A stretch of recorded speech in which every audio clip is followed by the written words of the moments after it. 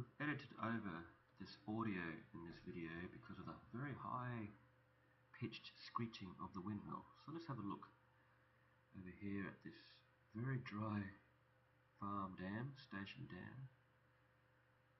Looks a bit saline too, with that white salty crust.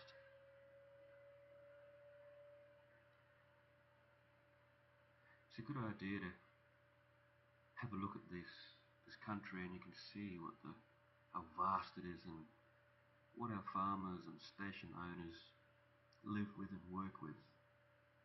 This is Australia, after all, mostly very dry, surreal with the overcast conditions. You can see a couple of roads here, one going to the left and one to the right. There may be a station house a homestead way at the back there. You just see it. A bit of old steel machinery rusting away, a trough I believe. You can see it here, number 47, this rather large windmill. Now we've seen bigger. So we think it was 47th windmill at least, of quite a few on the station.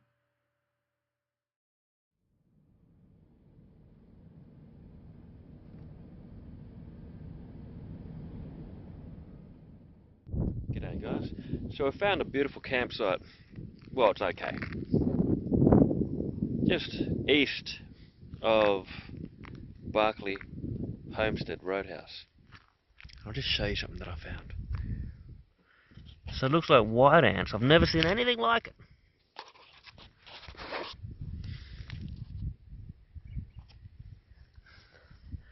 Fascinating. The general country out here does remind me a bit of a desert. Not a sandy desert, of course, but an arid desert. Small trees. And lots of short little shrubs, like the ones I've just shown you. Anyway, let's see what else we can find.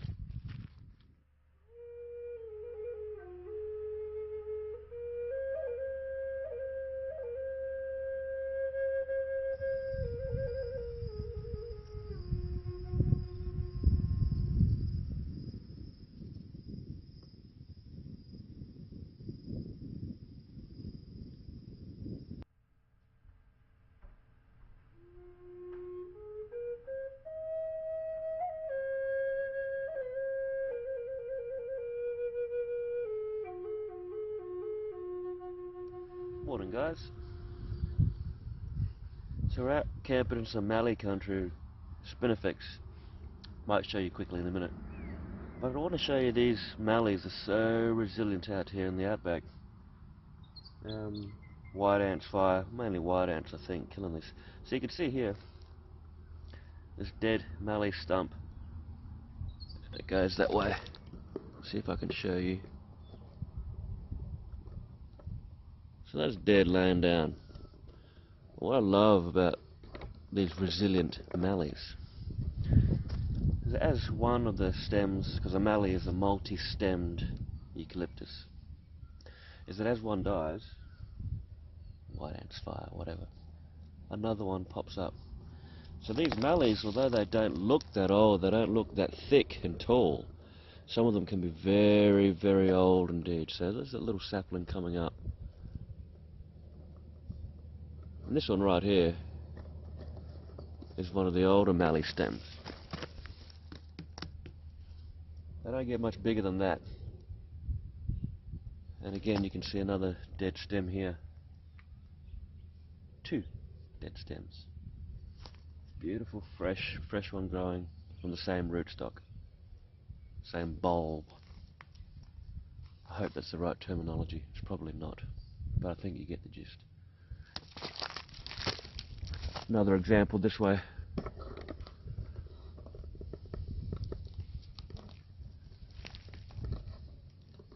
You can see here,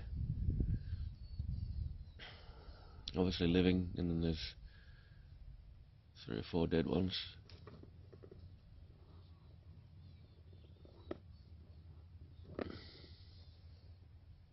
Anyway, it's beautiful country out here.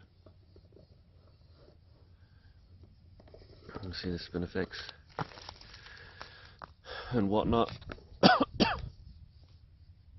Belinda's gone for a walk that way. I might join her. I just wanted to show you this plant here. A bit of a background shot. You see it's quite spindly. And then in the middle, you've got this more dense, thick part. And if you have a closer look, it's got two different types of leaves. So this spindly one looks like some kind of acacia. Bipinnate leaves, I think. Little thorns along the branch. If you can see it, it's out of focus at the moment. Anyway, the leaves closer in are these more succulent-y and long and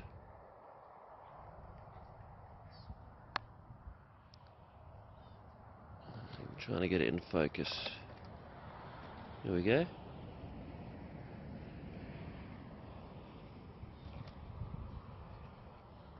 It's a mistletoe.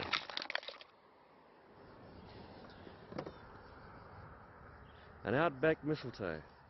Awesome. And you know, it's so cold, harsh. I mean, in summer it's going to be hot. But there's so much vegetation and so much life around. You may be able to hear it beyond the cars because we're not too far from the road.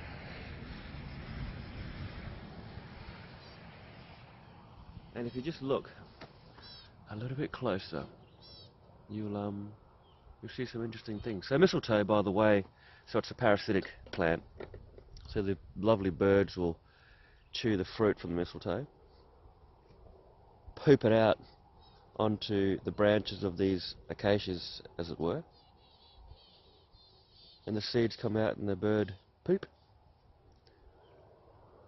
and parasitically they go off the host tree. It's quite amazing, really. Mistletoe in the outback.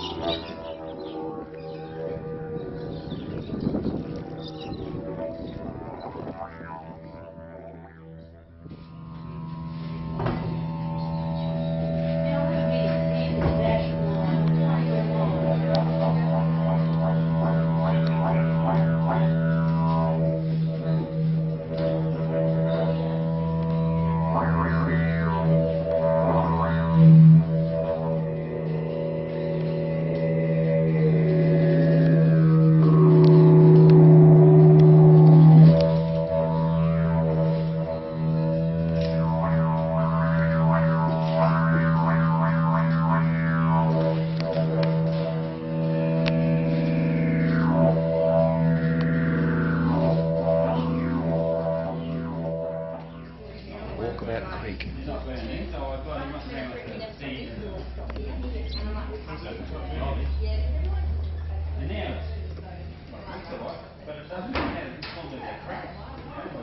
Great pub, Walkabout Creek. Now the publican here, the owner, was showing me to his pool room as I was playing the didge. And he's showing me that up there. 2 spears, a bombing knocker of some kind, and a really old, looks like an old Yidaki didgeridoo.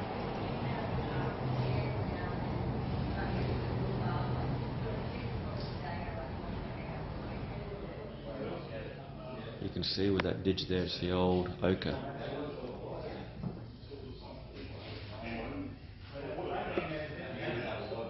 Anyway, fantastic pub. If you ever get a chance, McKinley Walkabout Pub. Fantastic place to visit. Anyway, hit the road again. Stay tuned. Hello. So, on the fly, we just left Walkabout Creek pub. Yeah. Just played some didge. Indee's hopped back up. She's relaxing now. Great little stop, man. We just spoke to quite a few locals and travellers actually. Anyway, good fun. Some didgeridoo. Didgeridoo. Look at some spears and woomers and yeah. Anyway, see you next time.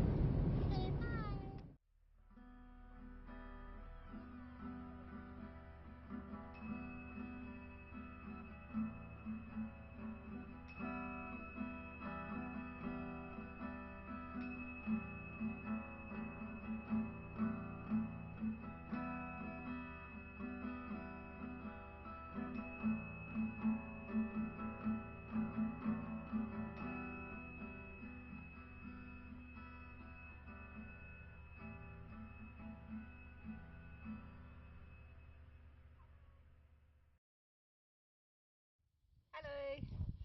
So today we are in Winton and we've had a really magical day today, but we've also had some sad moments, and one of the sad moments happened just maybe a couple of minutes ago. We were out collecting wood and Gecko found a little tiny baby bird that had passed, so he buried it.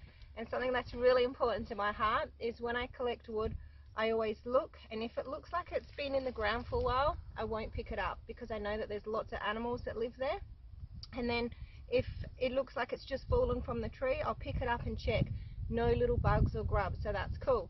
And then even when I do take it to the pile of wood, which you might be able to see behind us, we'll show you in a minute, I always kind of tap it and say, run away bugs, run away.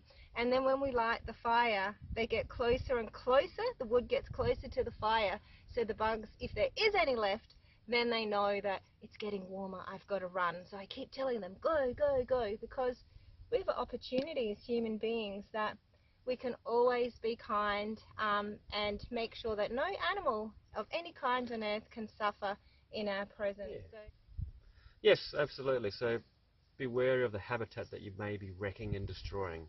Habitat which is homes to little bugs and birds and creatures. Yeah. Absolutely. Just be mindful when you're in the bush. Be very mindful.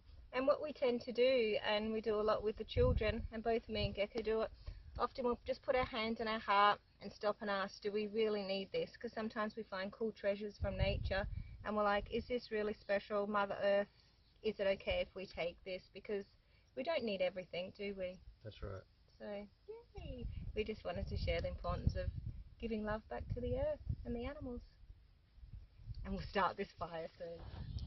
What I love about campsites or camping in the outback is you can find interesting things, and I've said it many times before. Connect with your environment, take your time, be aware, and you'll notice some amazing things. Let's see what we can find.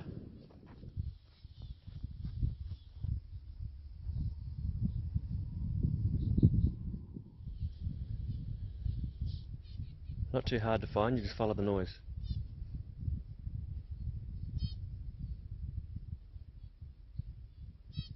Tiny little birds everywhere, and they're nesting in these acacias. Now I know that they're acacias because I've got a conservation land management background, and also from these beautiful yellow blossoms. And also you can see the rather large thorns. Check these out. That's almost as long as my index. Now this kind of country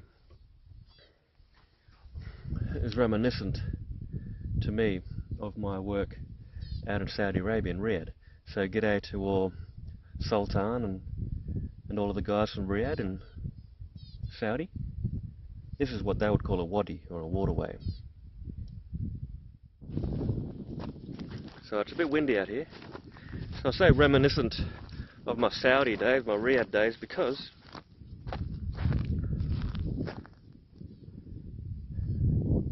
it looks almost barren.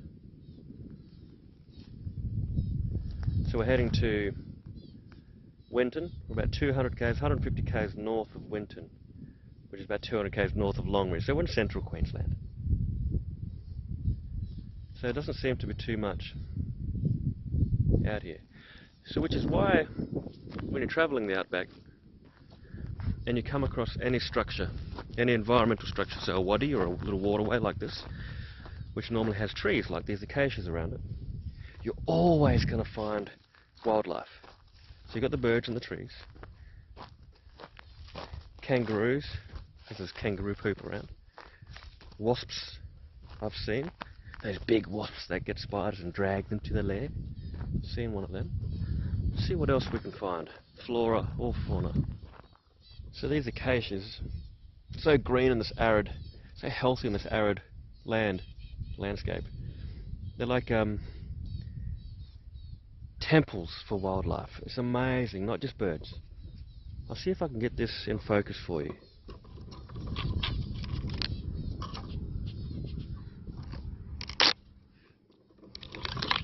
Hope you could see that. Some kind of cocoon that an insect, I'm guessing, has, or a grub, has burrowed its way out of. There's a couple of really great examples of nests. See if I can find you a good nest.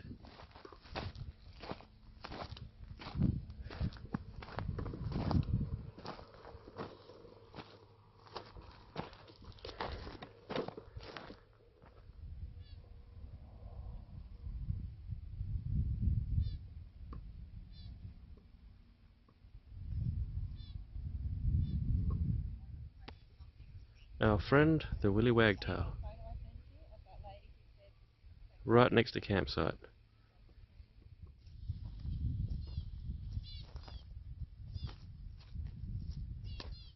Here's a nest. A few prickles around, let's see what we can see.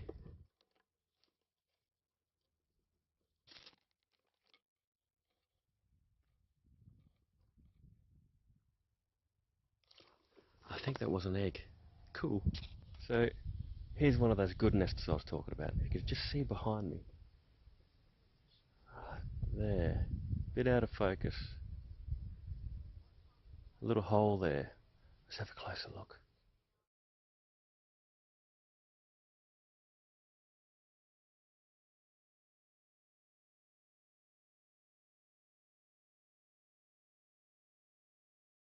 So cool, hey? These nests, these structures. So you can see the hole there. If we come around to the side, you can see it's like a chamber.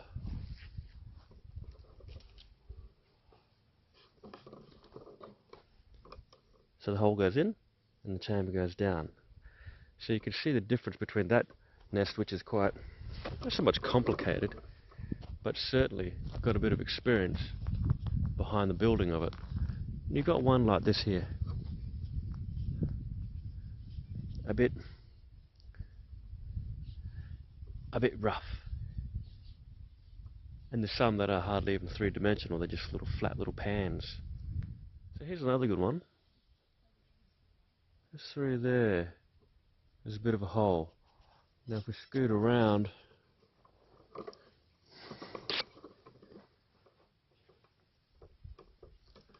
you can see the structure goes all the way down to the side of the trunk.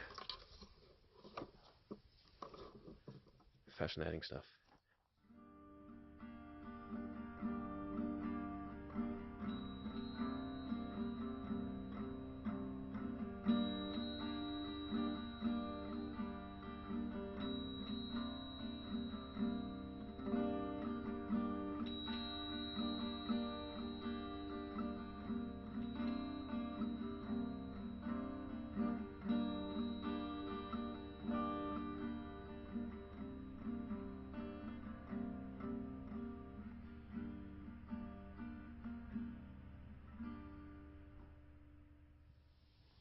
G'day guys, so where are we, Fizz? Longreach. 20 k's out of Longreach, central Queensland. The heart of Queensland. And I don't think this is the Longreach River, but it's one of the main rivers around here, of course. So in central Queensland, and yet here I am drinking water from Fly Creek, just south of Darwin.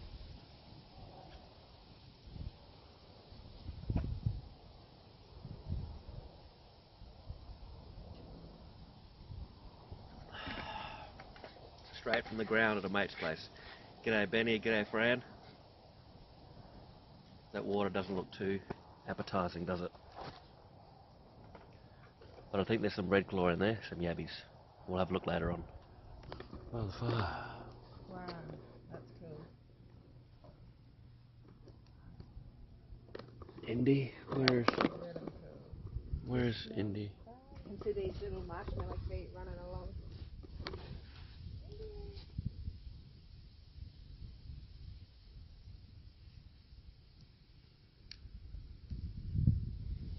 Come on. I don't know if you want this, Indee.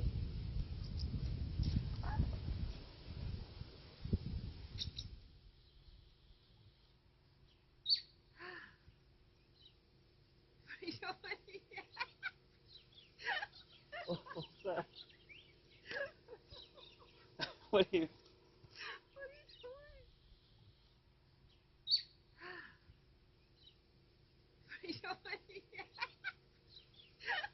What's that? What are you?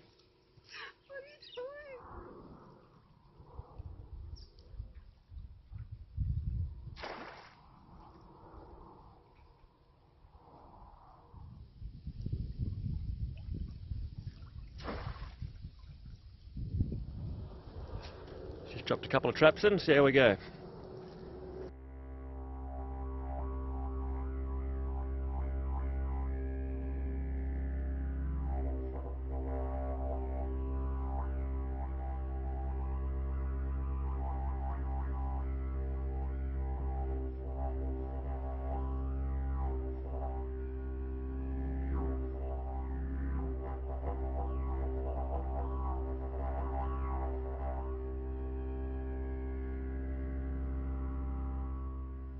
So it's a bit cold this morning. But, Belinda was up a lot earlier than me, so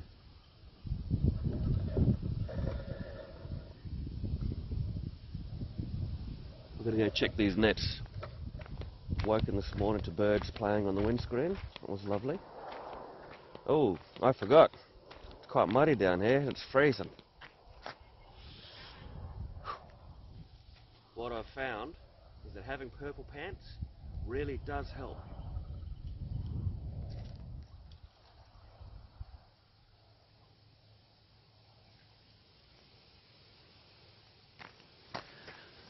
Nothing.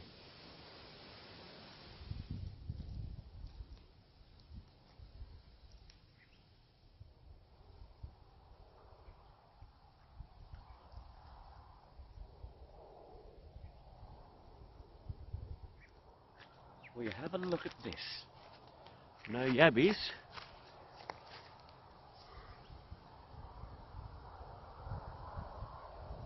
Well, there's a little turtle. Which I've never caught a turtle like this before. It's got one of those.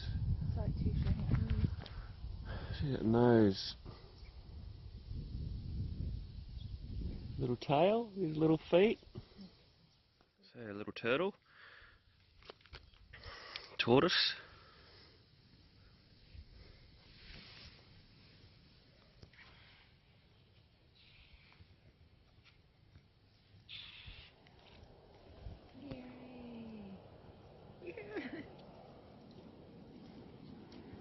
Gone. Oh, no yabbies, no cherubim. Too cold, I think. But, turtle's pretty cool. Time for some brekkie, I think.